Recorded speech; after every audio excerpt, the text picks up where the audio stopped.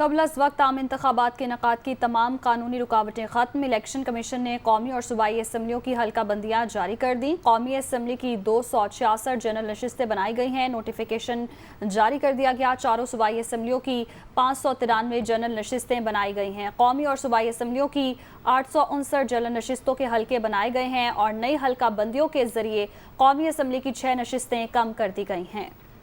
آپ کو بتائیں کہ قبل از وقت عام انتخابات کے انعقاد کی تمام قانونی رکاوٹیں ختم کر دی گئی ہیں۔ قومی اسمبلی کے 231 حلقوں کے نمبر تبدیل کر دیے گئے۔ حلقہ بندیاں چھٹی مردم شماری کے نتائج کے تحت کی گئیں اور نئی حلقہ بندیوں کے ذریعے قومی اسمبلی کی 6 نشستیں کم کر دی گئی ہیں۔ الیکشن کمیشن نے قومی اور صوبائی اسمبلیوں کی حلقہ بندیاں جاری کر دیں۔ قومی اسمبلی کی 266 جنرل نشستیں بنائی گئی ہیں۔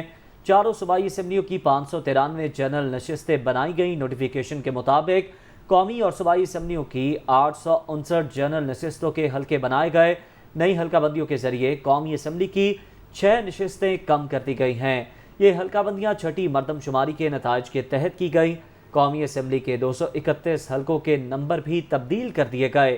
تو قبل از وقت عام انتخابات کے انعقاد میں جو تمام تر قانونی رکاوٹیں حائل تھیں انہیں دور کر دیا گیا الیکشن کمیشن آف پاکستان کی جانب سے۔